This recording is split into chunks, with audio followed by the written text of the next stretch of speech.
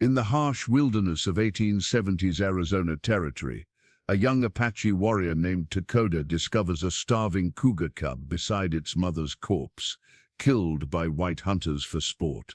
Against tribal warnings about befriending predators, Takoda raises the cub he names Maska, strong in Apache, forging an unprecedented bond between man and beast. When the same hunters who orphaned Maska return to terrorize Takoda's village, the now-grown cougar's calculated revenge becomes legendary. But the true shock comes not from the violence that follows, but from the sacrifice that will forever change how the Apache people view the sacred connection between humans and the wild creatures they share the earth with. The rifle crack echoed through the canyon like thunder from an angry god, but it wasn't the sound that made 12-year-old Samuel Morrison vomit behind the juniper bush. It was what he saw next, the golden eyes of a creature that would haunt him for the next 15 years.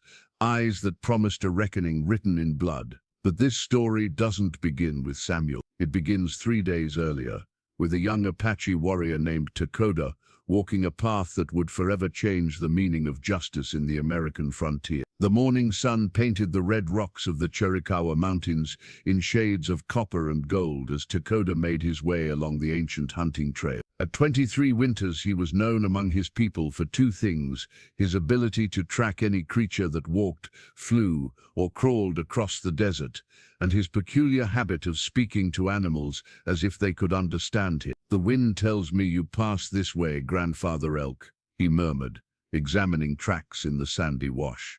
"But you are safe today.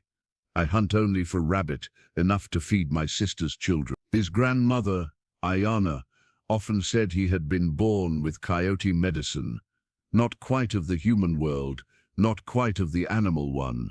It was meant as praise, though some in the village whispered it made him strange. Takoda didn't mind. The creatures of the desert had always been more honest than people. The crack of distant gunfire shattered his contemplation.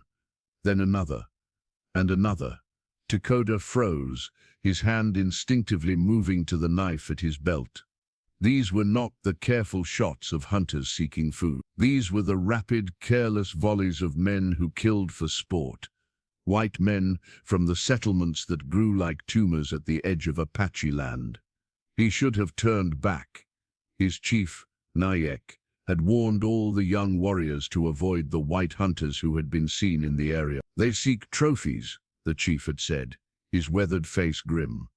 "They do not understand that every creature has a spirit, a purpose. Stay away from them." But something pulled Takoda forward, perhaps the same instinct that made him release trapped hawks from snares or share his water with thirsty lizards. He moved silently through the mesquite and Palo Verde, following the sound of harsh laughter that now mixed with the gunfire. The smell hit him first, blood, fear and death mingling in the desert air. Then he saw them.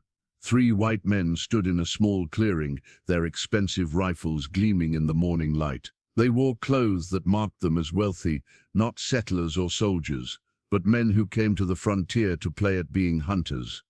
The tallest one, with a thick black beard and cold blue eyes, held up a magnificent tail, striped and long. $50 says mine's bigger than the one Morrison got last month, the bearded man boasted. "Shut up, Wallace," another man said, younger, with sandy hair. "Let's get the pelt and head out. These Apache hills give me the creeps." The third man, older and wearing spectacles, was already kneeling beside something, a skinning knife in his hand. Takoda's heart clenched as he saw what they had killed. A female cougar, her tawny coat stained with blood from multiple wounds. She had been shot not once for a clean kill, but many times, as if the hunters had used her for target practice. "Hold up, Professor," Wallace said to the man with spectacles. "You hear that?" A sound drifted through the air, soft, desperate, barely audible. A mewing cry. "Well, I'll be damned," the sandy-haired hunter said. She had a cub. They found it quickly, hidden beneath a fallen log, not 20 feet from its mother's body. The cub couldn't have been more than 2 months old, its eyes barely open, crying pitifully as it tried to crawl toward the corpse of its mother. "Another $50, For whoever puts it out of its misery, Wallace said, raising his rifle. The word tore from Takoda's throat before he could stop it. No. He stepped into the clearing, his hands raised to show he carried no weapon, though every muscle in his body was tense, ready to move. The three hunters spun toward him, rifles swinging in his direction. Apache, sandy-haired one shouted. "Easy, Patterson," Wallace said, though his rifle remained pointed at Takoda's chest. "Just one savage. Probably wants to beg for food." He looked Takoda up and down with disgust. "You speak English, boy?" Takoda forced himself to remain calm, though rage burned in his chest at being called boy by men who understood nothing of the land they stood on. "I speak," he said carefully. "The cub, it has done nothing. Let it be." Wallace laughed, an ugly sound.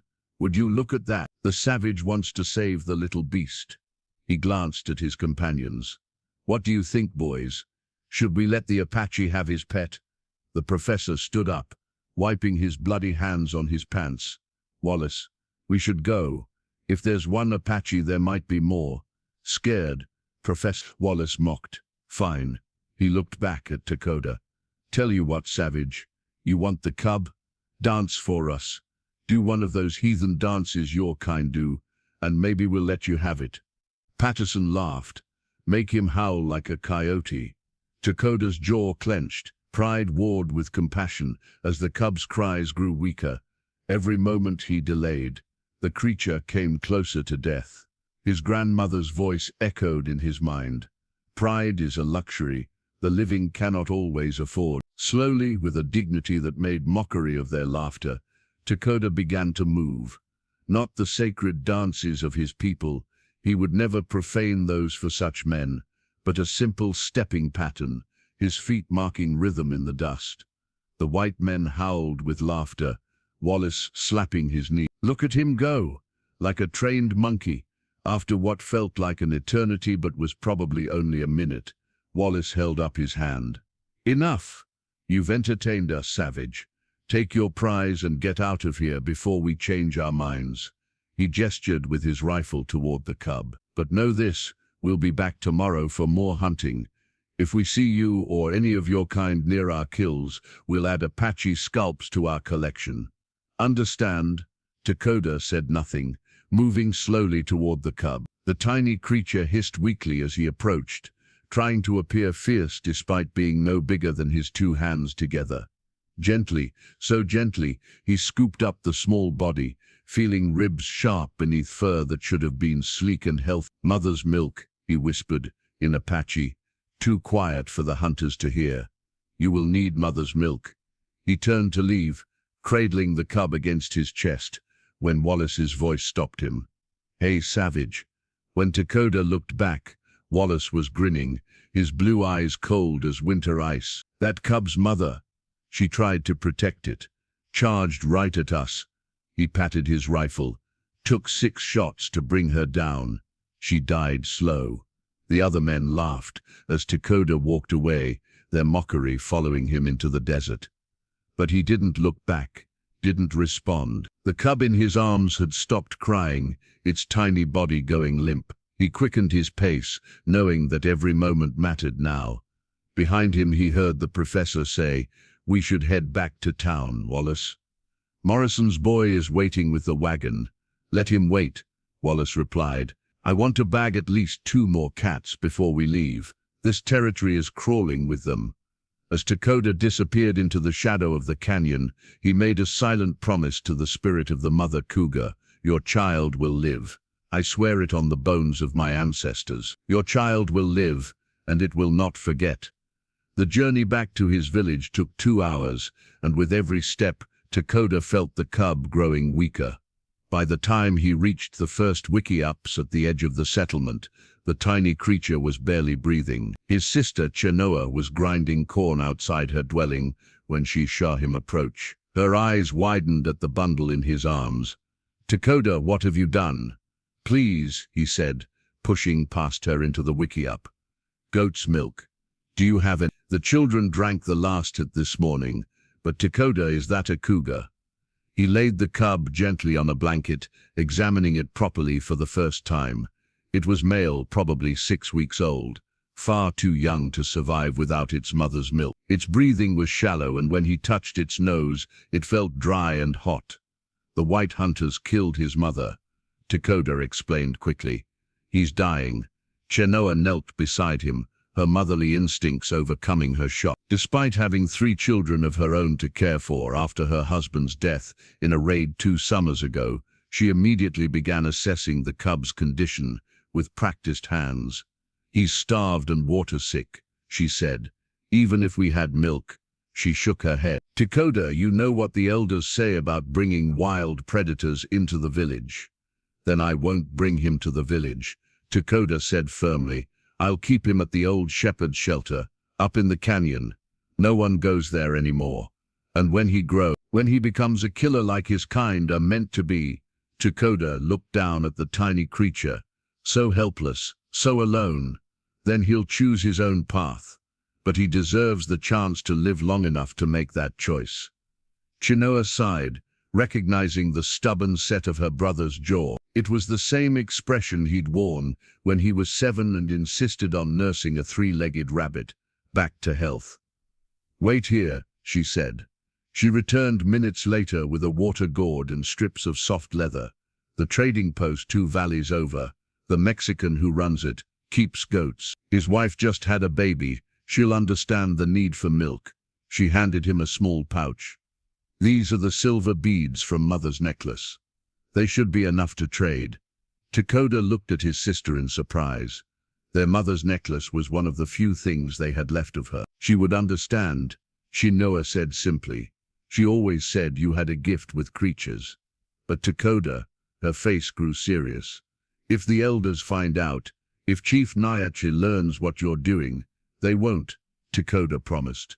Not until it's too late to matter. The journey to the Mexican trading post nearly killed them both. Takoda ran through the night, the dying cub wrapped in soft deerskin against his chest, feeling each labored breath as if it were his own. The creature weighed almost nothing, just fur and bones and the fading spark of life that grew dimmer with each passing hour. Stay with me, little warrior, he whispered in Apache, his feet finding the ancient paths even in darkness. Your mother's spirit runs beside us. She won't let you fall into the Shadowlands. Not yet. By the time the sun rose, painting the desert in shades of amber and rust, Takoda had covered 20 miles. The trading post sat in a small valley where a natural spring created an oasis of green in the harsh landscape. Adobe buildings clustered around a well, and the sound of goats bleating carried on the morning air. Miguel Hernandez was already awake, feeding his chickens, when Takoda stumbled into the courtyard. The Mexican trader's eyes widened at the sight of the Apache warrior, sweat-soaked and dust-covered, clutching something to his chest. Apache, Miguel said carefully in Spanish, then switched to broken Apache. You trade? Takoda pulled back the deerskin to reveal the cub. Miguel's expression shifted from weariness to surprise, then to something like understanding. Ah, he said softly. Come. Miguel's wife, Rosa, was nursing their infant son when they entered. She took one look at the cub and immediately began giving rapid instructions in Spanish. Within minutes, she had prepared a bowl of warm goat's milk mixed with honey and a drop of pulque. For strength, she explained to Takoda in accented English, seeing his confusion at the addition of the fermented agave drink. My grandfather, he raised many orphaned animals. The pulque, just a drop.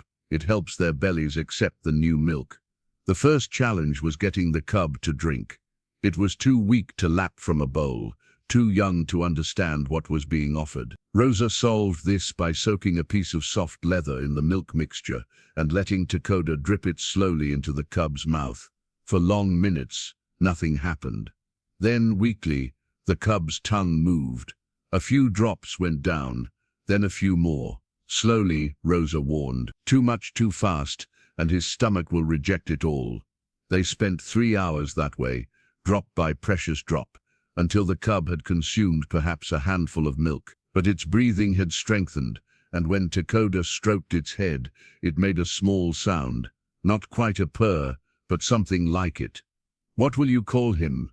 Miguel asked, counting the silver beads Takoda had given him, more than enough for the milk and the goatskin flask.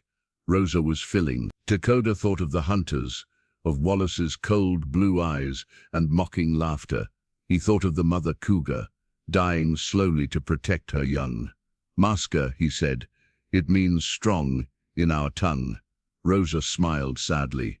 He will need to. She gave Takoda careful instructions, small feedings every 2 hours for the first week, then gradually increasing. Mix in blood from fresh kills after 10 days. Tiny pieces of meat after 3 weeks. And love, she added, touching the cub's head gently. They need love as much as milk. Takoda made the trading post his second home over the following weeks, returning every 3 days for fresh milk.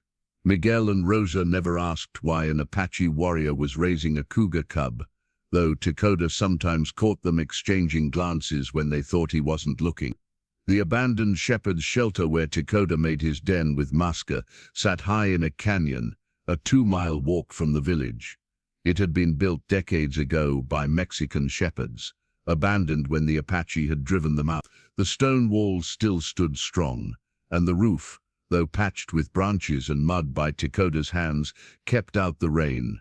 It was there that the miracle happened, slow and steady as the sunrise. Maska lived, more than lived, he thrived. Within 2 weeks, his eyes had cleared and brightened to the gold of autumn aspens. His fur, once dull and patchy, began to gleam like burnished copper in the sunlight. He learned to recognize Takoda's scent, his voice, the rhythm of his footsteps approaching the shelter. "You are getting fat, little brother," Takoda said one morning, laughing as Maska attacked his moccasins with tiny growls, practicing the hunting skills that would one day make him fearsome. "Soon you'll be too heavy for me to carry." But even as Maska grew stronger, Takoda knew they walked a dangerous path. The village elders, especially Cougar, the medicine man, had strict laws about predators near the village, and there were the hunters to consider. Wallace and his companions had been seen several more times in the territory, their wagons laden with the bodies of cougars, bears and wolves. It was Chenoa who brought the news that changed everything. "The white hunters have made a camp," she said, arriving at the shelter one evening with corn cakes and dried venison for her brother. She paused to watch Maska, now the size of a large dog, rubbing against Takoda's leg like an oversized house cat. "Permanent. They're building a lodge 5 miles north, near Skeleton Ridge." Takoda's hand stilled on Maska's head. "Permanent. They say more hunters are coming from the east. Rich men who want to shoot our animals for sport. The man Wallace, he's starting a guide business." Her voice was bitter. "Chief Naya has called council. Some want to drive them out. Others say we cannot afford another war with the whites." Maska sensed the tension, pressing closer to Takoda with a low rumble in his throat. Not quite a growl, but a sound of unease. "There's more," Chenoa continued. "A boy from the Mexican settlement says the hunters are offering bounties. $5 for every cougar tail, 10 for wolves, 20 for bears. They'll kill everything," Takoda said quietly. "Yes," his sister agreed, "until the desert is as empty as their hearts." That night, Takoda sat outside the shelter with Maska sprawled beside him, the young cougar's head heavy on his lap. The moon was full, turning the desert silver and black, and somewhere in the distance, a pack of coyotes sang their ancient song. "Your mother should be teaching you to hunt," Takoda murmured, stroking the thick fur. "She should be showing you how to move silent as shadow, how to read the wind, how to be what you were born to be." He sighed. "Instead, you have only me, and I am not a cougar." Maska made a sound that was almost like agreement, then suddenly lifted his head, ears pricked forward. A moment later, Takoda heard it too, footsteps on the rocky trail. He tensed, hand moving to his knife, but relaxed when he recognized the slight figure approaching in the moonlight. It was Nali, the chief's daughter. She stopped at a respectful distance, her eyes widening as she took in Maska's size and the easy way he lounged against Takoda. "So the rumors are true," she said softly. "You're raising a demon cat." "He's no demon," Takoda replied. "Just an orphan, like too many in this world." Nali moved closer, slowly, and to Takoda's surprise, Maska allowed it. The cougar watched her with intelligent eyes, but made no aggressive moves. "My father knows," she said, settling gracefully on a nearby rock. "About your friend." Takoda's stomach dropped. "How? You think you can walk back and forth to the Mexican trading post for weeks without being noticed? You think the smell of cougar doesn't cling to your clothes?" She smiled slightly. "My father has known since the second week." "Then why hasn't he?" "Because he's waiting," Naili interrupted. "Watching. He wants to see what you'll do, what will become of this." She gestured to Maska. "Some of the elders want you exiled. Kuruk says you're inviting dark medicine into the tribe. And what do you say?" Naili was quiet for a long moment, studying Maska in the moonlight. The young cougar stared back, and something passed between them, an understanding perhaps, or recognition. "I think," she said slowly, "that the world is changing. The white men come with their guns and their greed, and they won't stop until they own everything or destroy it. Maybe we need to change too. Maybe." She reached out slowly, and Maska sniffed her hand before accepting a gentle touch on his head. "Maybe we need allies we never expected." They sat in comfortable silence for a while, the three of them under the vast desert sky. Finally, Naili stood to leave. "Be careful, Takoda. The hunters grow bolder. Yesterday they shot an eagle just to watch it fall." She paused. "And there's something else. They have a boy with them now. Maybe 12 summers. Wallace's nephew, they say. He looks unhappy." After she left, Takoda pondered her words. A boy among the hunters. He wondered if this child enjoyed the killing, or if, like the eagle, he was simply caught in something he couldn't escape. The next morning brought the answer in the most unexpected way. Takoda was teaching Maska to fish at the stream, or rather trying to, as the young cougar seemed more interested in playing in the water than catching anything, when he heard someone cry. Following the sound, he found a white boy sitting on a boulder, his face buried in his hands, shoulders shaking with sobs. He was well dressed, but disheveled, with scratches on his arms and a tear in his fancy shirt. The boy looked up at Takoda's approach, and his tear-stained face went pale with fear. "Please don't kill me," he whispered. "Please, I'm sorry, I didn't mean to get lost. I couldn't. Please, I will not hurt you," Takoda said in careful English. "You are lost?" The boy nodded frantically. "I ran away from camp. Uncle Wallace. He wanted me to shoot a deer, a doe with a fawn. I couldn't do it, and he called me a coward and said I was no nephew of his." And fresh tears spilled down his cheeks. "I ran, but now I don't know how to get back, and there are Indians and wild animals." And he stopped abruptly, his eyes going impossibly wide as Maska emerged from the brush, curious about the newcomer. "Mountain lion," the boy screamed, scrambling backward so fast he fell off the boulder. "Stop," Takoda commanded, and to the boy's amazement, the cougar did, sitting down and tilting its head, with what looked like amusement. "He will not harm you. His name is Maska." It's yours?" The boy's voice cracked with disbelief. "We belong to each other," Takoda corrected. He studied the boy, thin, pale, with intelligent eyes despite his fear. "What is your name?" "Samuel," the boy whispered, unable to look away from Maska. "Samuel Morrison." Morrison. Takoda recognized the name. It had been mentioned by the hunters that day they killed Maska's mother. "Your father hunts with Wallace." Samuel's face crumpled. "He died last winter. Fever. Uncle Wallace is my guardian now. He says I need to become a man, learn to shoot and kill like him." His voice dropped. "But I don't want to. The animals, they're so beautiful. Why do we have to kill them just to hang their heads on walls?" Takoda made a decision that would have consequences he couldn't foresee. He sat down on the ground, crossing his legs, and patted the earth beside him. "Sit," he said. "I will tell you a story." Samuel hesitated, then slowly lowered himself to the ground, keeping a wary eye on Maska, who had sprawled out in a patch of sunlight and appeared to be napping. "My people believe," Takoda began, "that all creatures have spirits.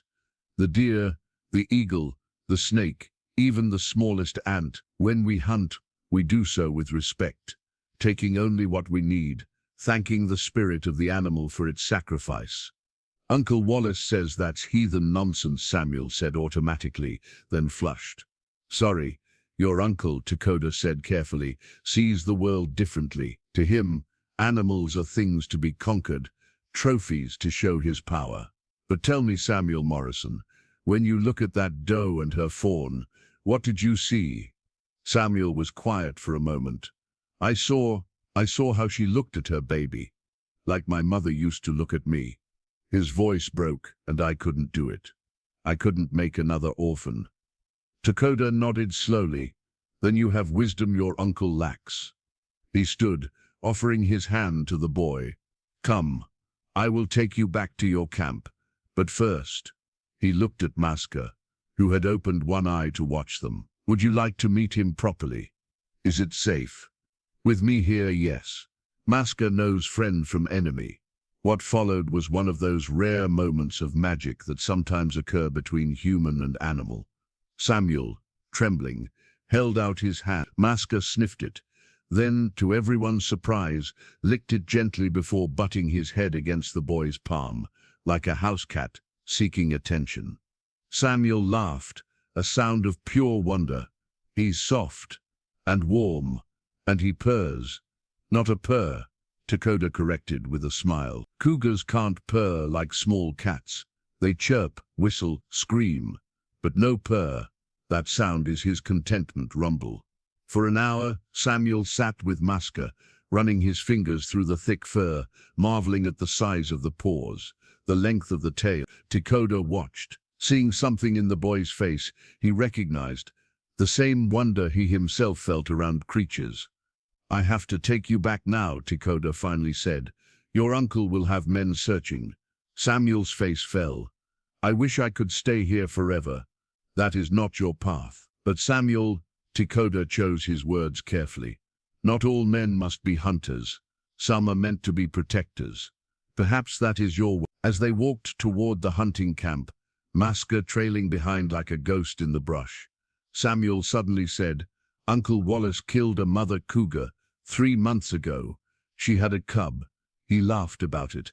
I know, Takoda said quietly. Samuel stopped walking, his young face working through a realization. That's him, isn't it? Maska, he's the cub. Takoda nodded. Samuel was quiet for a long moment, then said, I won't tell. I swear I won't tell anyone. They parted ways just outside the camp, Takoda melting back into the hatat, while Samuel walked toward the angry shouts of searching men. But before he left, the boy turned back one last time. Mr. Takoda, will I see you again? Perhaps, Takoda said. The desert is full of surprises. As he made his way back to Maska, Takoda didn't know that this strange friendship between an Apache warrior, an orphaned cougar, and a white boy would soon be tested in ways none of them could imagine. The seeds of change had been planted, watered with kindness in a land too often bathed in blood. But seeds, as any desert dweller knows, can grow into many things, flowers or thorns, healing herbs or poison. Time would tell which these would become. 6 months passed like the changing of seasons in the desert, subtle at first, then sudden and undeniable. Maska grew from the size of a large dog to a magnificent predator, his body stretching long and powerful, muscles rippling beneath his tawny coat. He stood nearly 3 feet at the shoulder now, weighing close to 80 pounds, though he was still young, not yet the full-grown terror he would become. His eyes had deepened from kitten gold to the amber of ancient resin, holding an intelligence that sometimes unnerved even Takoda. The shepherd's shelter had become too small for them both, so Takoda had expanded it, building a second room with stones carried from the riverbed. The villagers knew now it was impossible to hide the tracks, the scent, the occasional glimpse of a great cat moving through the shadows at the edge of Apache territory. But Chief Naish had spoken at council. The young warrior has taken responsibility for the creature. If it brings harm to our people, he will answer for it. Until then, we watch and wait. Not everyone agreed. Kurak, The medicine man spoke of dark omens and disturbed spirits. Some of the mothers kept their children closer to the village, but others, especially the younger warriors, were fascinated. They would sometimes visit the shelter, bringing meat for Maska, watching in awe as the cougar responded to Takoda's commands like a well-trained dog. "He comes when you call," asked Bidziel, a warrior 2 winters older than Takoda. "See for yourself," Takoda replied. He gave a low whistle, 2 short notes followed by 1 long one. Within moments, Maska materialized from the rocks above, moving with the liquid grace of his kind, making no sound despite his size. Bidziel stepped back instinctively as the cougar approached, but Maska simply sat at Takoda's side, yawning to display impressive fangs. "The ancestors watch over you," Bidziel said with nervous respect. "Or you're marked for a strange death.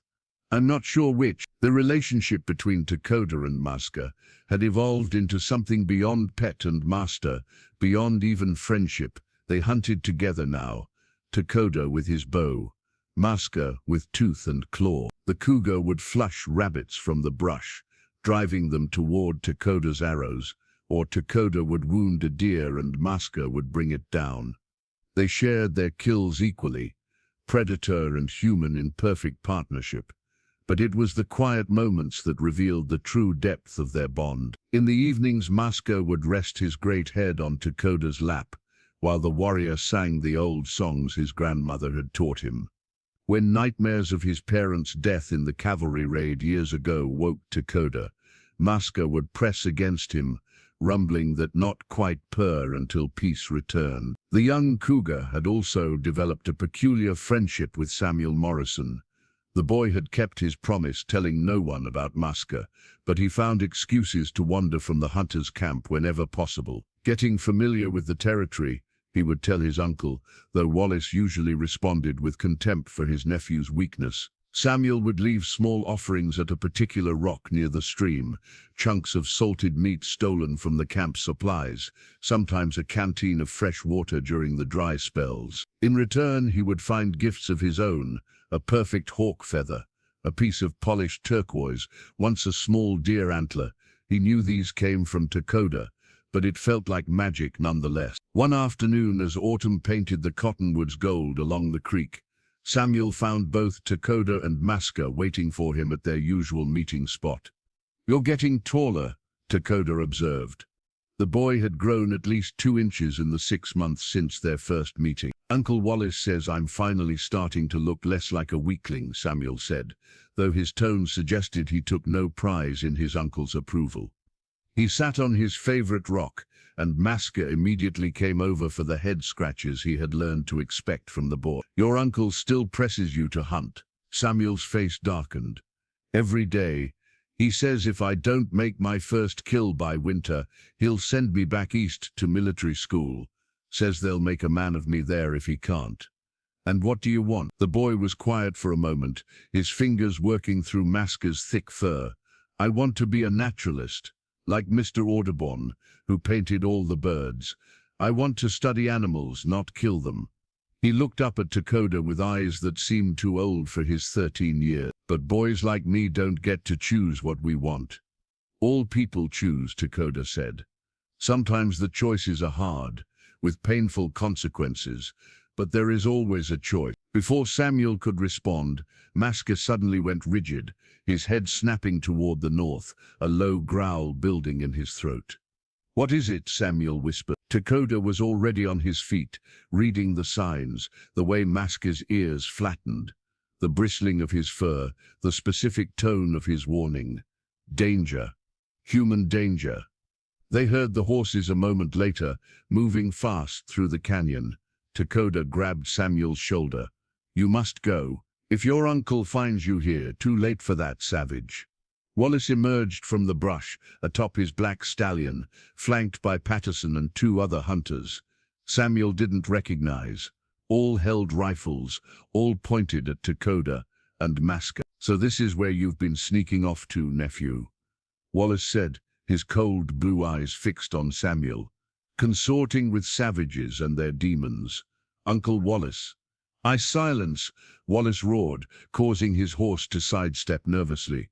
You've shamed me enough, boy.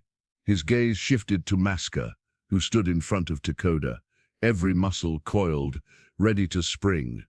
Well, well, is this one of the cubs from my hunts? How poetic. The cougar is mine, Takoda said evenly. He has harmed no one. Leave us in peace. Wallace laughed, an ugly sound that echoed off the canyon walls. Peace? You think you can dictate terms to me, boy? He raised his rifle. That's $100 pelt standing there. Maybe more, given the size. No. Samuel rushed forward, putting himself between the guns and Maska. Uncle, please, he's tame. He's not dangerous. Wallace's face went purple with rage. Get out of the way, you little coward, or I'll put you over my knee right here in front of your heathen friend. I won't let you kill him. The crack of Wallace's rifle split the air, the bullet striking the ground inches from Samuel's feet. The boy cried out, falling backward, and in that instant, everything changed. Maska moved, not with the playful bounds Takoda had seen 1,000 times, not with the controlled power of their hunts. This was something else, something primal, ancestral, written in the very bones of his species. The cougar covered 20 feet in a heartbeat, leaping with claws extended and jaws wide. Wallace's horse reared in terror, and the hunter, for all his boasting, screamed like a child. Maska's claws raked across his thigh as the man tumbled from his saddle, his rifle flying from his hands. Don't shoot, Takoda commanded, and something in his voice, authority, power, or perhaps the sight of Maska standing over the fallen Wallace with teeth bared, made the other hunters free. Wallace lay on his back, blood seeping through his expensive riding pants, his face white with terror as Maska's muzzle hovered inches from his throat. The cougar's growl was continuous now, a sound that seemed to come from the earth itself. Call him off, Wallace gasped. Please, call him off. Takoda stepped forward slowly. Maska, he said softly in Apache. Not yet, my brother, not yet. The cougar backed away, but only a few steps, his amber eyes never leaving Wallace. You tried to shoot a child, Takoda said, his voice deadly quiet. Your own blood. I was just scaring him, teaching him a lesson, like you taught the mother cougar a lesson. 6 shots, you said. She died slow. Wallace's eyes widened with understanding and fresh fear. Takoda knelt beside the wounded man. Listen well, White Hunter.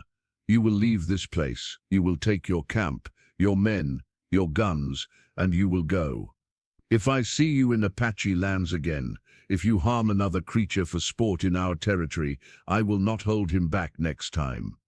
He glanced at Maska, and he Hebris. He remembers everything.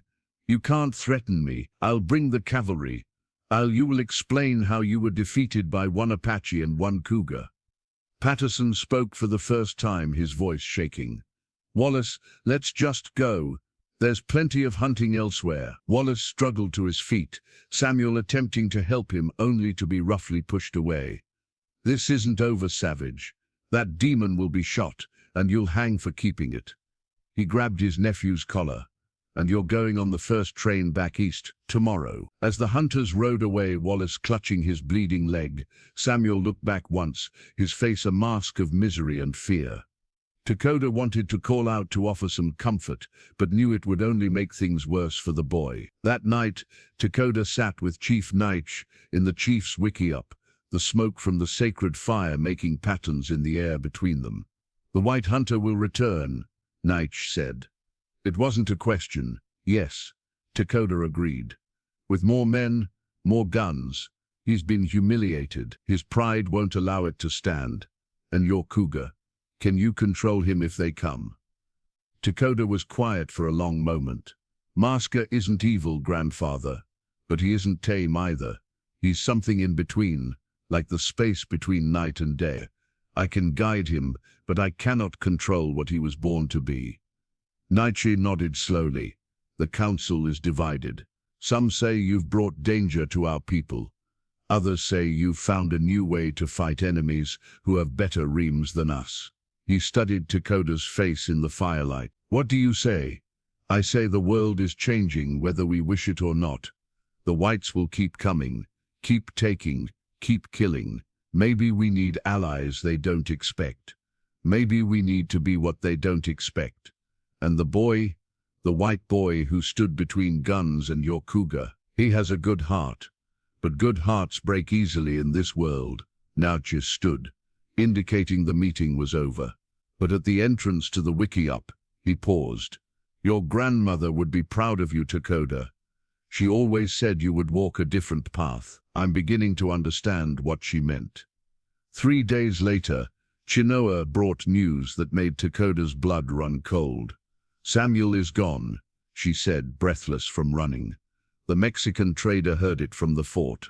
Wallace put him on a wagon to the railroad. He's being sent to a military school in Boston. When? Yesterday morning. He's gone, brother. Takoda felt something tear inside his chest. Grief for a boy forced to become something he wasn't. Anger at the injustice of it all. Beside him, Maska sensed his distress and pressed close, offering comfort. There's more, Chinoa said reluctantly. Wallace has put a bounty on Maska. $500. He's bringing professional hunters from Texas. Men who specialize in tracking big cats. Let them come, Takoda said darkly. Brother, you can't fight them all. No, he agreed, but I won't let them take him. Maska and we're bonded now. What happens to one happens to both. That night, as if sensing the approaching storm, Maska was restless. He paced the shelter, pausing often to scent the air, his tail lashing. Finally, near midnight, he gave a sound Takoda had never heard before, a long, mournful cry that echoed through the canyons like the lament of a lost soul. Answering cries came from the darkness, other cougars, wild ones, responding to Maska's call. For a moment, Takoda wondered if his friend would leave, would return to his own kind. But Maska pressed against his leg, amber eyes looking up with what Takoda could only describe as loyalty. We'll face whatever comes together, Takoda promised, running his hand through the thick fur. You and I, brother. But even as he spoke the words, he couldn't shake the feeling that they were running out of time, that the violent confrontation Wallace promised would come sooner than expected. He was right. 5 days later, just as the first snows began to dust the high peaks, Takoda woke to the sound of many horses, the baying of hunting dogs, and the voices of men who had come to kill. The professional hunters had arrived, and leading them, his leg bandaged but his hatred burning stronger than ever, was Wallace, with a smile that promised death. The howling of the dogs reached them first, echoing through the pre-dawn darkness like the voices of demons from the old story. Maska was instantly alert, his body coiled like a spring, a continuous growl rumbling from deep in his chest. Takoda moved quickly but calmly, gathering his bow, his knife, the few possessions that mattered. He had prepared for this moment, knowing it would come. What he hadn't expected was the size of the hunting party. From the sound of it, at least a dozen men, maybe more. They mean to end this today, he murmured to Maska, who pressed against his side, seeking direction. We cannot fight so many, not directly. He led Maska out the back of the shelter, into the narrow canyon that twisted up toward the high country.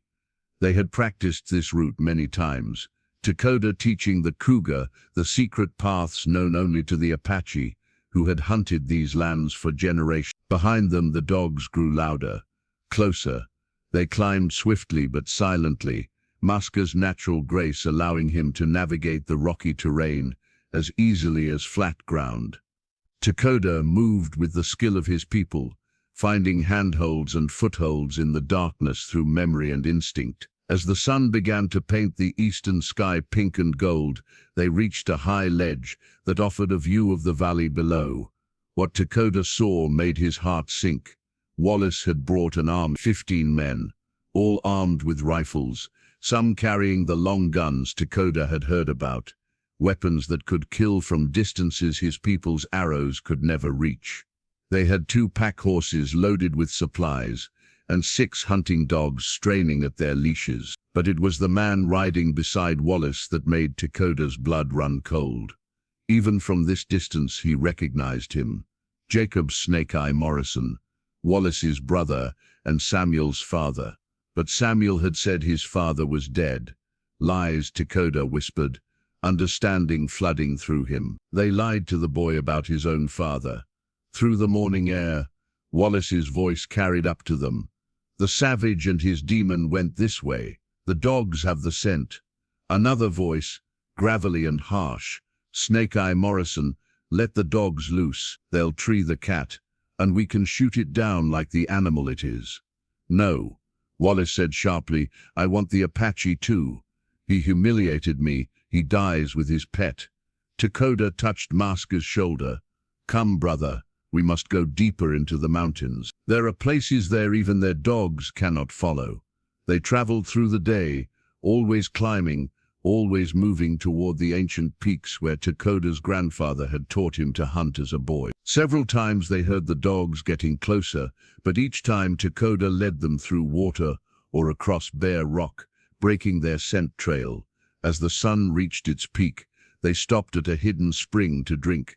Maska was panting hard, his usual endless energy finally showing limits. He was still young, not yet 2 years old, despite his size. Rest a moment, Takoda said, but even as the words left his mouth, a rifle cracked in the distance. Rock exploded near Maska's head, sending sharp fragments flying.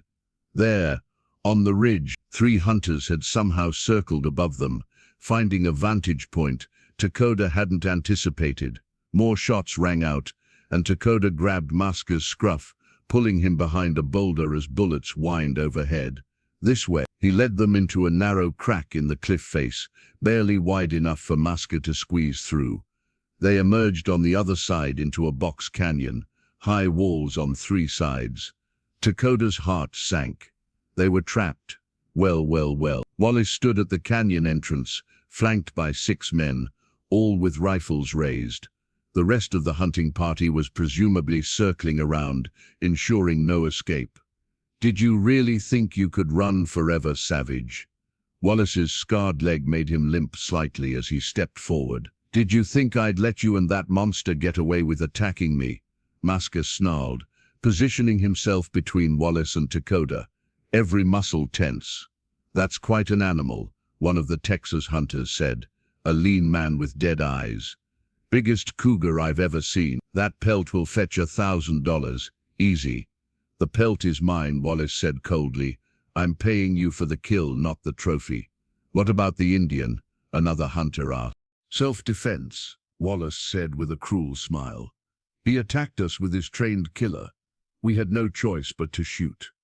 Isn't that right, brother? Snake Eye Morrison stepped into view, and Takoda saw the family resemblance to Samuel in his features, though twisted with the same cruelty that marked Wallace. That's right, Morrison agreed.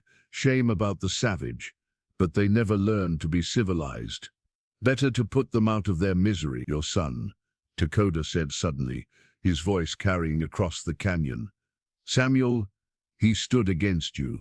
He has a good heart, despite your blood. Morrison's face darkened. That weakling is no son of mine.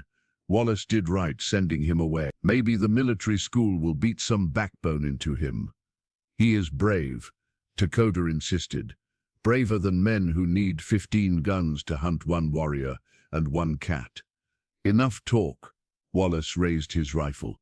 Any last words, savage? Takoda placed his hand on Maska's head, feeling the warmth, the life, the bond they shared. Yes, he said quietly. You should have brought more men.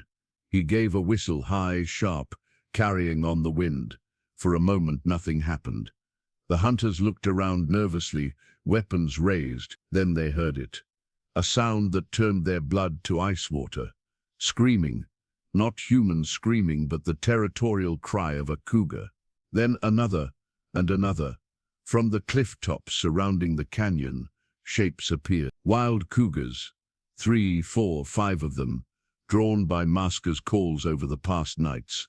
Curious about this strange cougar who smelled of both wild and human.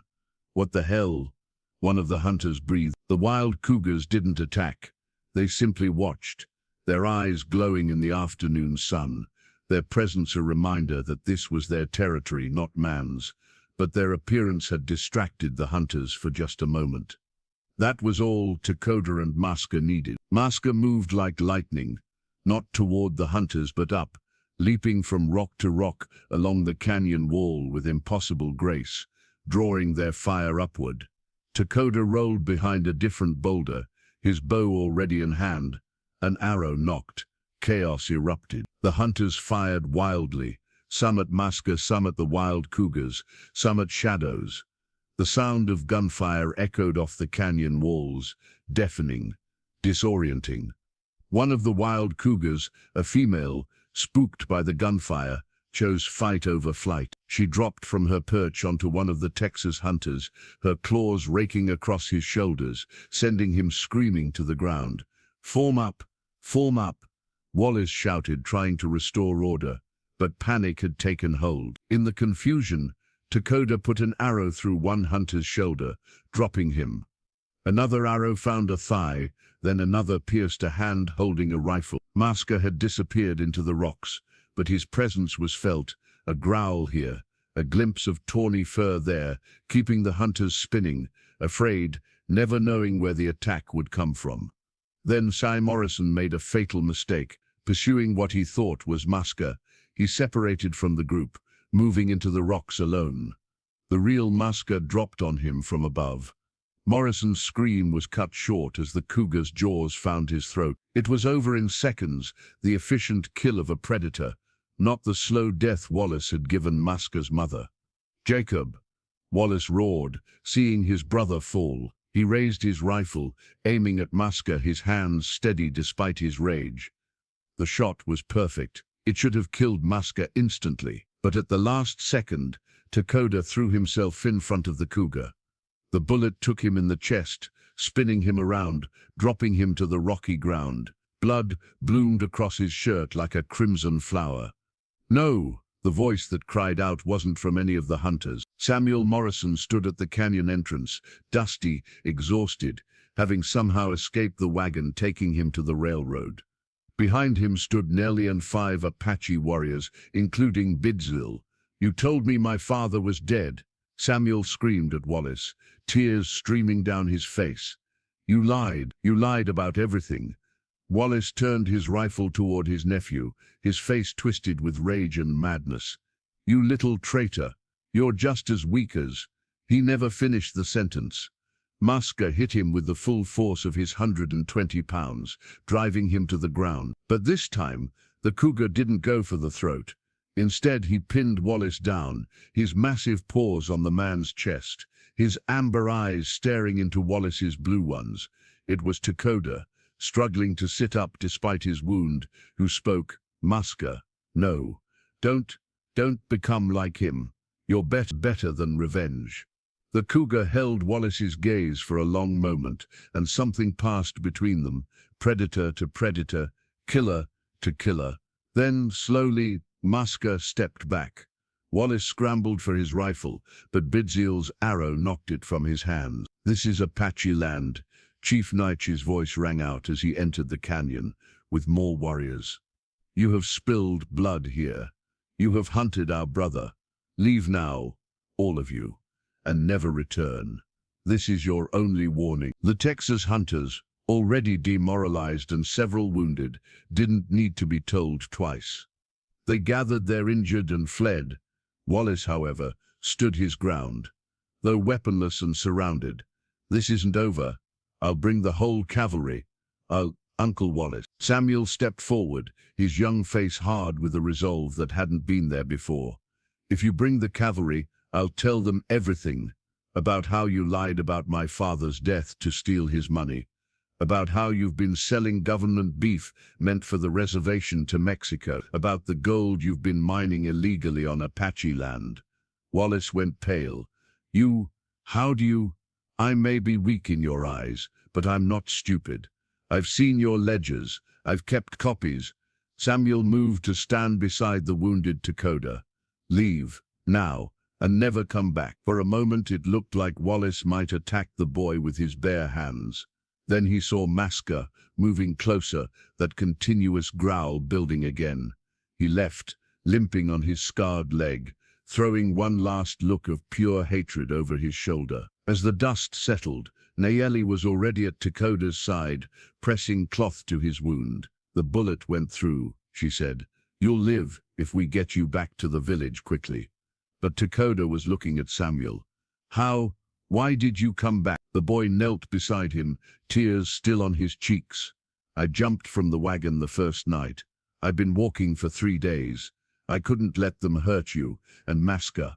You're my friends, my only real friends. Your father is dead to me." Samuel's voice was steady. He was never a father anyway. Chief Naya approached, his weathered face thoughtful. "White boy, you stood with us against your own people." "They're not my people," Samuel said firmly. "People who kill for pleasure, who lie and steal and destroy beauty. They're nobody's people." The chief nodded slowly, then looked at Maska, who was pressed against Takoda's other side, licking the warrior's face with obvious concern. "The cougar fought with honor," Naya said. "He killed only one, though he could have killed many. He showed mercy when mercy was not deserved." He paused. Perhaps Takoda was right. Perhaps we need allies we don't expect. The fever came on the second night. Takoda drifted in and out of consciousness, his body burning yet shivering, the bullet wound in his chest, an angry, swollen mass, despite the medicine woman's best efforts. In his delirium he saw his grandmother Ayana, dead these 5 winters past, standing at the foot of his sleeping mat. "You walk between worlds, grandson," she said, her voice like wind through sage. "The cougar's path and the man's path, but every bridge must choose which shore to stand on when the flood comes." "I don't understand," he whispered, but she was already fading, replaced by the concerned face of Chinoa. "Drink this," his sister urged, lifting his head to press a cup of bitter tea to his lips. "The medicine woman says it will fight the poison in your blood." Somewhere in the darkness beyond the wickiup, Takoda could hear Maska's distressed cries, not the powerful scream of a hunting cougar, but the desperate, almost kittenish mewls of a creature in anguish. They had tried to bring the cougar into the village, but the other families had protested, terrified despite everything that had happened. So Maska waited just beyond the village boundaries, refusing to hunt, refusing to leave, calling constantly for his wounded companion. "He's going to die if he doesn't eat," Samuel said.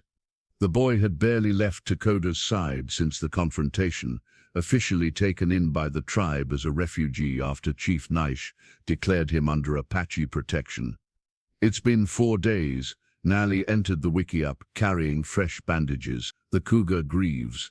Animals understand loss better than we think." She gently unwrapped Takoda's wound, and Samuel saw her face tighten at what she saw. "It's getting worse, isn't it?" the boy asked quietly. "The bullet carried bad medicine," Nali admitted. "It's festering. If the fever doesn't break soon." She didn't need to finish. They all understood. That night, as Takoda's breathing grew more labored and his skin burned hotter than ever, Samuel made a decision. He slipped out of the wickiup and walked to the edge of the village, where Maska lay curled beneath a juniper tree, his golden eyes dull with misery. "He's dying," Samuel told the cougar, tears running down his face. "Takoda is dying, and I don't know what to do." Maska lifted his great head, looking toward the village with such human-like longing that it broke Samuel's heart. "They're afraid of you," the boy continued. "Even after everything, they're afraid." But he thought of Takoda, who had stood between worlds, who had shown that enemies could become friends, that understanding could bridge any gap. But maybe fear is just love that doesn't understand itself yet. Samuel stood up, his young face set with determination. "Come on, we're going to save him." He walked back into the village, and to everyone's amazement, Maska followed. Not slinking or stalking, but walking beside the boy like a faithful dog. The first person to see them gasped and ran. Then others emerged from their wiki-ups, weapons in hand. "Stop," Samuel commanded, and something in his voice, perhaps the authority of desperate love, made them pause. "This creature saved your warriors. He showed mercy to enemies who deserve death. Takoda is dying, and Maska is the only family he has left. Let them be together." "The boy speaks truth," Chief Nishi's voice carried across the village as he emerged from his dwelling. He had been watching, waiting. Sometimes the greatest medicine is not in herbs or ceremonies, but in the bonds between spirits. "Let the cougar part." The crowd parted, and Samuel led Maska to Takoda's wiki-up. The medicine woman started to protest, but Nishi silenced her with a gesture. What happened next would be spoken of around Apache fires for generations. Maska approached the dying warrior slowly, sniffing at the infected wound. Then, with infinite gentleness, he began to lick it. The medicine woman moved to stop him, but Nayeli caught her arm. "Wait," she whispered. "Look." The cougar was cleaning the wound with the same methodical care a mother cat would show an injured kitten. His rough tongue, designed by nature to strip meat from bone, moved with delicate precision, removing the infected tissue while leaving the healing flesh beneath untouched.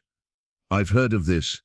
The medicine woman breathed in wonder. "In the old stories before the white men came, when animals and humans spoke the same language, the healing tongue of the great cat." For hours, Maska tended to Takoda, pausing only to nuzzle the warrior's face or rest his great head on Takoda's chest, his rumbling not quite purr creating a vibration that seemed to ease the injured man's labored breathing. Just before dawn, Takoda's fever broke. His eyes opened, focusing first on Maska's face, inches from his own, then on the circle of amazed faces surrounding them. Samuel, Chinoa, Nayeli, Chief Nishi, and half the village crowded into or peering into the wiki-up. "Did I die?" he asked weakly, "because if the entire village is allowing Maska to drool on me, I must be in the spirit world." The laughter that followed was mixed with tears of relief. Chinoa embraced her brother carefully, mindful of his wound. Samuel actually hugged Maska, who tolerated it with dignified patience. "The cougar saved you," Chief Nishi said, his voice carrying the weight of significance. "His medicine is strong, perhaps stronger than our fear." From that day forward, Maska was welcomed in the village. Children who had once run from him now brought him scraps of meat. Warriors nodded respectfully when he passed. The medicine woman even declared him a spirit guide, saying his presence brought good fortune. But not all was peaceful in the wider world beyond the Apache village. 3 weeks into Takoda's recovery, a rider approached under a white flag. It was Patterson, Wallace's former companion, but he looked different, haggard, frightened, his clothes torn and dirty. Chief Nishi met him at the village edge, Takoda beside him, still moving slowly but steadily healing, and Maska sitting alert at their side. "I come with a warning," Patterson said, without preamble, his eyes nervously tracking Maska's every movement. "Wallace has gone mad, completely mad. He's gathered a militia of 20 men, telling them you're planning to attack the settlements. He's coming in 3 days, and he means to wipe out your entire village." "Why warn us?" Nishi asked suspiciously. Patterson's shoulders slumped. "Because I've seen enough killing. Because that boy," he nodded towards Samuel, who had joined them, "was right. We came here to play at being hunters, to feel powerful, but all we brought was death." He looked directly at Takoda. "And because I saw what that cougar could have done to Wallace but didn't. Mercy, it's a powerful thing. What does Wallace really want?" Takoda asked. "You," Patterson said simply. "You and the cougar. He's obsessed. He rants about you constantly. Says you've cursed him. His leg, where the cougar clawed him, it won't heal right. He can barely walk without pain. He blames you for everything, his brother's death, his nephew's betrayal, his humiliation. If you're not here when he comes, he'll kill everyone anyway." Nishi finished grimly. Patterson nodded. "I'm sorry. I'm leaving the territory tonight. Heading back east. I've had enough of the frontier." He turned his horse to leave, then paused. "That cougar, Maska. Don't let Wallace get him. I've seen what men like Wallace do to things they hate. It's worse than death." After Patterson left, the village council convened. The debate was fierce. Fight or flee, surrender Takoda and Maska, or stand together. Voices rose in anger and fear. It was Kuruk, the medicine man who had most opposed Takoda's bond with Maska, who surprised everyone. "I have consulted the spirits," he said, his ancient voice commanding silence. "They show me a vision, the cougar and the warrior, standing as one, teaching a lesson that will echo through time. This is not just about us. This is about all the peoples who will come after, all the creatures who will share this land. We stand and fight." 20 men with guns, someone protested. "We have maybe 10 warriors healthy enough to fight." 11, Samuel said, stepping forward. "I can shoot better than my uncle knows. You would fight against your own kind?" Kuruk asked. "I fight for my family," Samuel replied, looking at Takoda. "And family isn't about blood, it's about choice." Chief Nayak stood. "Then we prepare. 3 days is not long, but it might be enough." He looked at Takoda. "You and your cougar have brought this upon us, but you have also shown us something new. We will face this together." The next 3 days were a blur of preparation. Weapons were readied, defenses planned. The women and children would be moved to hidden caves in the mountains. The warriors would make their stand at the village, using the terrain they knew better than any white militia. But Takoda had a different plan forming in his mind, one he shared with no one except Maska, whispering it to the cougar during their long walks in the desert. On the morning of the 3rd day, as dawn painted the mountains crimson, Wallace's militia appeared on the horizon, but they stopped a half-mile from the village, confused. There, in the open desert between them and their target, stood a single figure. Takoda waited alone, no weapons visible, Maska nowhere to be seen. Wallace rode forward with 5 men, confident in his numbers. His limp was pronounced as he dismounted, his face twisted with pain and hatred. "Where's your demon?" he demanded. "Where are your 20 men?" Takoda counted. "I count only 15. Wallace's face darkened. Some lost their nerve. "No matter, 15 is more than enough to burn your village to the ground." "Perhaps," Takoda agreed, "or perhaps not." He raised his voice so all the militia could hear. "I offer a different way. Single combat, you and me. If you win, I surrender myself and tell you where Maska is. The village is spared. If I win, you and your men leave and never return." Wallace laughed harshly. "Why would I accept that? I have all the advantages." "Do you?" Takoda whistled. That same whistle from months ago. 2 short notes and 1 long. The desert came alive. Maska appeared first, materializing from rocks the militia had already passed. Then came the other cougars, not just the 5 from the canyon, but 8, 10, 12 of them. They had been coming for days, drawn by some invisible call, some strange alliance with the cougar who walked between worlds. The militia horses went wild with terror, bucking and running despite their riders' attempts at control. Men shouted in fear, rifles swinging wildly, but the cougars didn't attack. They simply sat, watching, waiting. "You were saying about advantages?" Takoda asked mildly. Wallace's face had gone pale, but his hatred burned stronger than his fear. "Fine," he snarled. "Single combat. When I kill you, the cougars leave too." "If you kill me," Takoda agreed. They cleared a circle in the dust. Wallace pulled a cavalry saber from his saddle, a trophy from some previous violence. Takoda had only his knife, the one his grandfather had made. Wallace should have won easily. He was larger, had a longer weapon, and despite his limp, he had military training. But Takoda had something else. He had spent months learning from Maska how to move like a predator, how to wait for the perfect moment, how to use an enemy's aggression against them. Wallace lunged, his saber whistling through the air. Takoda flowed aside like water, his movements eerily reminiscent of Maska's fluid grace. Again and again Wallace attacked, growing more frustrated, more angry, more careless. "Fight me, you coward," he roared. "I am fighting," Takoda replied calmly. "I'm fighting your hatred with patience, your rage with peace. This is the lesson Maska taught me. The greatest predators know when not to kill." Wallace charged with a scream of pure fury, his saber raised for a killing blow. Takoda dropped to one knee, and Wallace's momentum carried him forward onto the Apache's knife. For a moment, they were face to face, close as lovers, Wallace's blue eyes wide with shock. "Your brother died quickly," Takoda whispered. "Be grateful you will too." Wallace fell, his blood soaking into the thirsty desert sand. His men stood frozen, unsure what to do.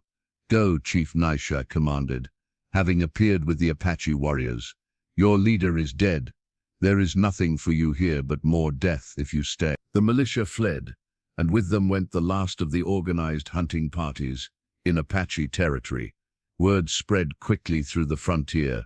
The Apache had a new weapon, an alliance with the great cats themselves. Few were foolish enough to test if the stories were true. The autumn sun cast long shadows across the desert as Samuel Morrison, now 18 and grown tall and lean from years of life among the Apache, made his way up the familiar path to the shepherd's shelter. In his hands he carried a leather journal, its pages filled with detailed drawings and observations of the desert's creatures. His life's work, his passion, his way of honoring everything Takoda had taught him. He found them where he knew they would be, on the flat rock overlooking the valley. Takoda sat with his back against the sun-warmed stone, and beside him Maska lounged with the magnificent indifference of a creature in his prime. At 7 years old, the cougar was massive, 150 pounds of muscle and grace, his coat scarred from battles with wild cougars who had challenged his strange position between the human and animal worlds. "The birds told me you were coming," Takoda said without turning around. At 28, he had grown into his grandmother's prophecy, a bridge between worlds. Respected by the Apache as both warrior and mystic, known to the white settlements as the man who spoke with cougars. "The birds or the children who ran ahead to tell you?" Samuel asked with a smile, settling beside them. Maska lifted his great head, amber eyes examining Samuel with the same intelligent assessment he'd shown since Samuel was 13. Then, satisfied, the cougar did something he did for no one else except Takoda. He placed his massive head in Samuel's lap, rumbling that distinctive not quite purr. "He's getting white around his muzzle," Samuel observed, gently stroking the lighter fur. "We all age," Takoda said quietly, "even legends." They sat in comfortable silence for a while, watching the sun paint the mountains in shades of copper and gold. Finally Samuel spoke. "I'm leaving tomorrow." Takoda nodded slowly. "Harvard University, Chinoa told me. You'll study to become what the whites call a naturalist. It's what I've always wanted. To study animals, to understand them, to protect them. But," Samuel's voice caught, "it means leaving home, leaving you and Maska, leaving everything that matters." "No," Takoda corrected gently. "It means taking what you've learned here and sharing it with a world that desperately needs to hear it. You've walked between worlds even more than I have, Samuel. Apache raised but white-skinned. You can speak truths to your people that they would never hear from me." "They're not my people," Samuel said, the old pain evident in his voice. "They are part of your people," Takoda said. "Just as we are. Just as Maska is. That's what you've taught us. That people isn't about blood or skin or even species. It's about connection, understanding." Maska made a sound between a chirp and a grunt, as if agreeing. Samuel pulled out his journal, flipping to a recent page. "I've been documenting everything, every hunt you and Maska made together, every interaction between him and the wild cougars, every moment that proves animals are more than the soulless beasts my uncle believed them to be." He showed Takoda a detailed drawing of Maska playing with the village children, letting them climb on his back while he lounged patiently in the dust. This will be my thesis, Samuel continued. Not just about cougars, but about the possibility of connection between humans and what we call wild animals. About how understanding, not domination, should guide our relationship with nature. Your uncle would roll in his grave, Takoda said with dark humor. Good, Samuel replied flatly. Then, softer. Do you ever regret it, killing him? Takoda considered the question, his hand absently stroking Maska's scarred shoulder. I regret that it was necessary, but some men choose to become monsters, and monsters must be stopped. Your uncle chose his path with every creature he killed for pleasure, every lie he told, every cruelty he inflicted. I simply helped him reach the destination he was always heading toward. Maska could have killed him that day in the canyon. Why didn't he? Because Maska is better than Wallace ever was. He knows the difference between justice and revenge, between necessity and cruelty. He learned that from his mother's death, I think. The meaninglessness of it. He chose not to perpetuate that meaninglessness. They watched as a hawk circled overhead, riding the thermals with effortless grace. I have something for you, Samuel said, reaching into his pack. He pulled out a photograph, still a rare and precious thing in the frontier. The traveling photographer came through last month. I convinced him to come here. The photograph showed the three of them on this very rock. Takoda stood tall and proud in traditional Apache dress, his hand resting on Maska's head. The cougar sat regally, his powerful presence evident even in the black and white image. And Samuel stood on Maska's other side, one hand on the cougar's back, dressed in a mixture of Apache and Eastern clothing that perfectly captured his dual nature. So we'll always be together, Samuel said, his voice thick with emotion. Even when we're apart. Takoda studied the image for a long moment, then carefully tucked it inside his shirt against his heart. Chinoa says the spirits told her something, he said quietly. About Maska. About the time that's coming. Samuel's breath caught. They had all noticed the changes, how Maska slept more, how his incredible speed had diminished slightly, how sometimes he favored his left rear leg where an old battle wound ached. How long? Samuel asked. Maybe a winter, maybe two. He's lived longer than most wild cougars already. The fights with the young males seeking territory, they take their toll. We could keep him in the village full-time, protect him. Takoda shook his head. That would be a different kind of death. Maska is wild at heart, even if he's chosen to share that heart with us. To cage him, even with kindness, would be to kill everything he is. As if understanding the conversation, Maska rose and stretched, his movements still graceful despite the slight stiffness. He padded to the edge of the rock and gave one of his territorial screams, a sound that still raised goosebumps on Samuel's arms. An answering call came from the distance. Then another, the wild cougars, acknowledging their strange brother, who walked between worlds. I want to be here, Samuel said suddenly. When it happens, I want to be here. You'll be at university. I don't care. Promise me you'll send word. I'll come back. I need to say goodbye properly. Takoda nodded.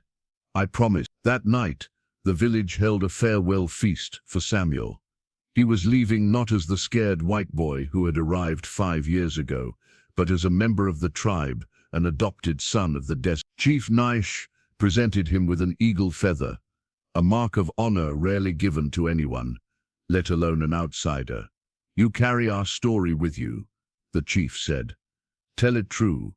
Tell them we are not the savages they believe us to be. Tell them about the warrior and the cougar who proved that understanding can bloom in the most unlikely places.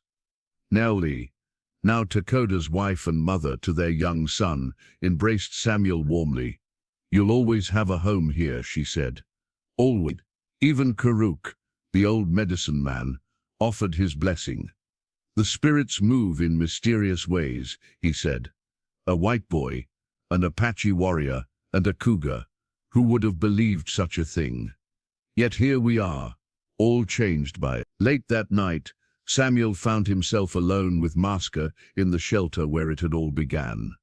The cougar seemed to sense the impending departure, pressing close against Samuel's side, his rumbling vibration a comfort against the sorrow of parting. "Take care of him," Samuel whispered to the great cat. "Take care of Takoda. He saved us both, you know. Gave us purpose when we were lost." Maska turned his great head, fixing Samuel with those amber eyes that held too much intelligence to be purely animal. Then, in a gesture Samuel had seen him make only with Takoda, the cougar gently bumped his head against Samuel's chin. A cat's kiss, a blessing, a farewell.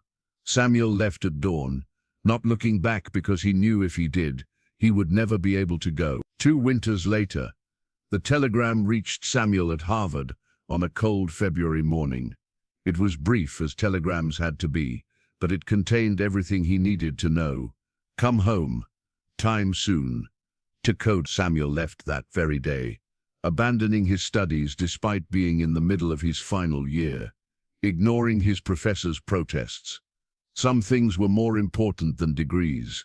The journey that had taken him weeks as a boy now took days by train and hired horse. He rode hard the last stretch, pushing through exhaustion, driven by a fear that he would be too late. He found them at the shepherd's shelter, Takoda, sitting vigil beside Maska, who lay on his favorite blanket, his breathing labored but his eyes still alert, still that brilliant amber.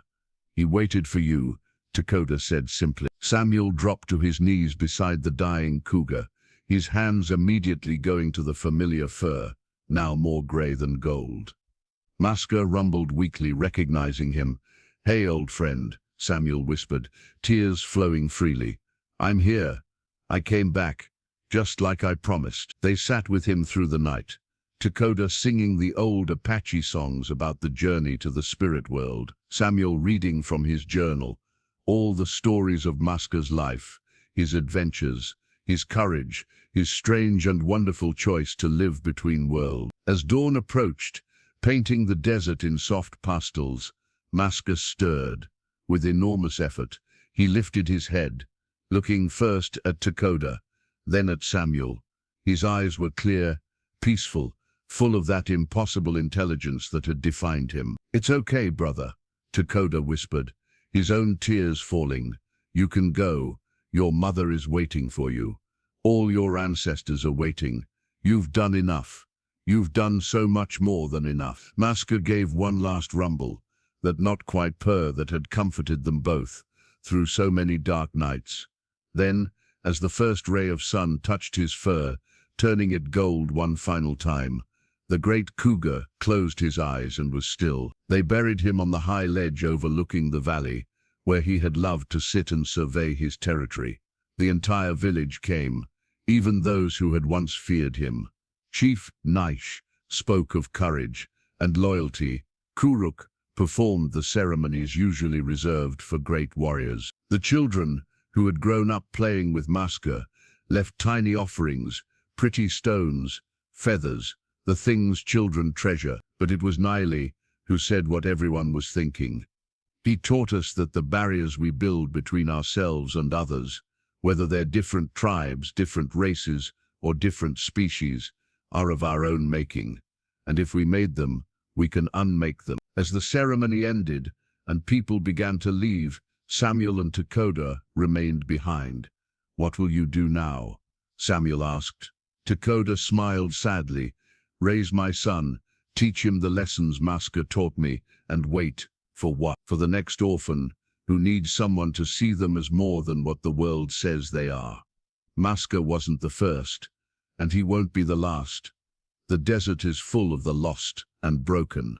Someone needs to show them they can choose to be more."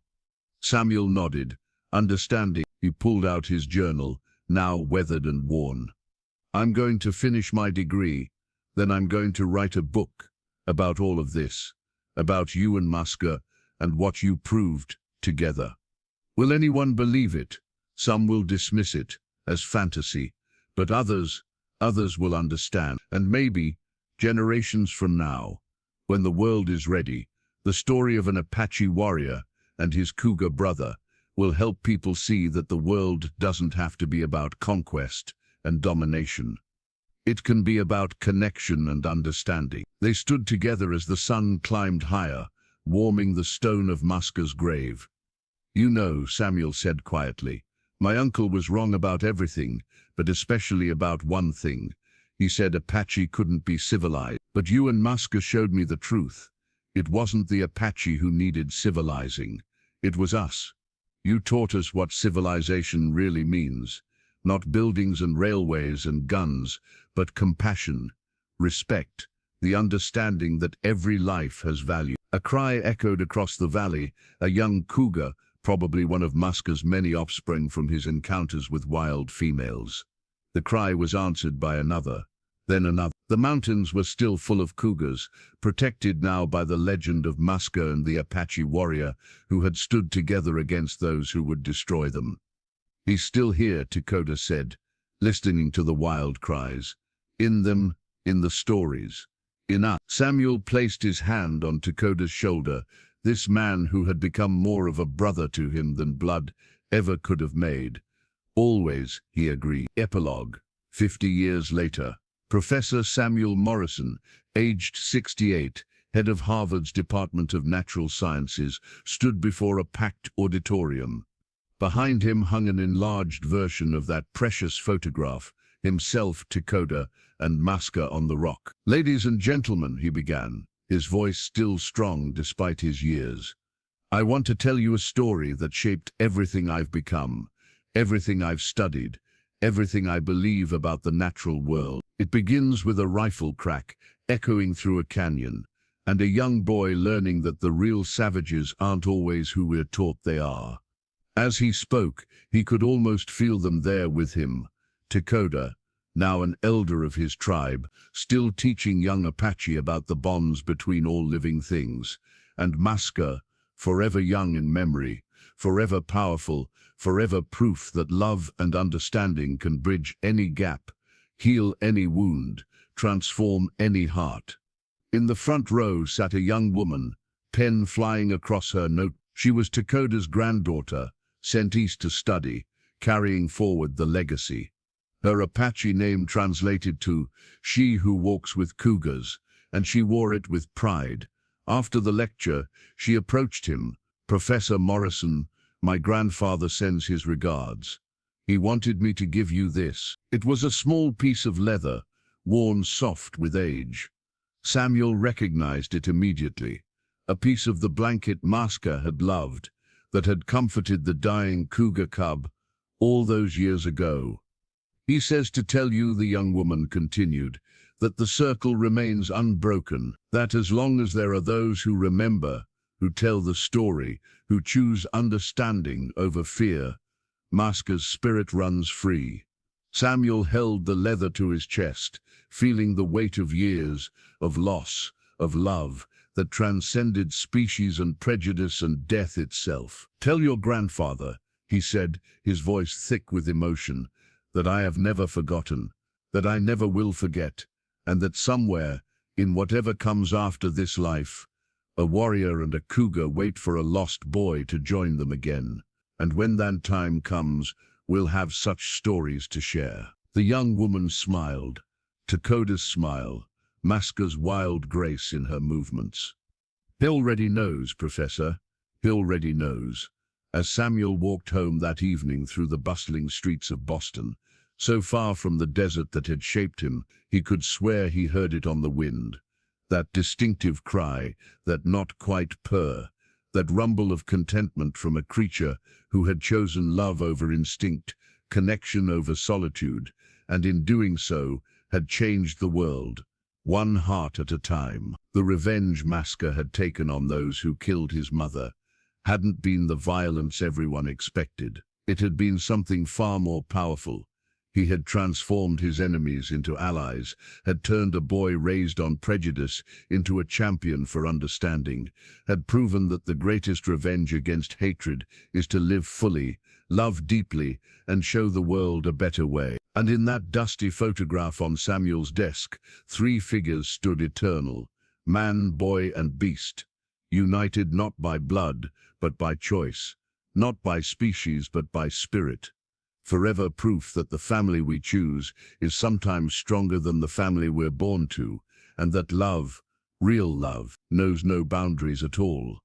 The story of Apache, Takoda and Maska the cougar became legend in the Southwest, told around campfires and in classrooms, changing with each telling, but always carrying the same truth at its heart, that in choosing to save one orphaned creature, a young warrior had saved himself, had saved a lost boy, and had perhaps saved something in all of us, the ability to see beyond our fears, to the connection that binds all living things. And somewhere in the Chiricahua Mountains, on quiet nights when the moon is full, the Apache say you can still hear them, the warrior's song and the cougar's cry, harmonizing across the years, reminding us that we are never alone, that family comes in many forms, and that the most shocking revenge of all is to answer cruelty with compassion, hatred with understanding, and death with a love that outlasts the stars.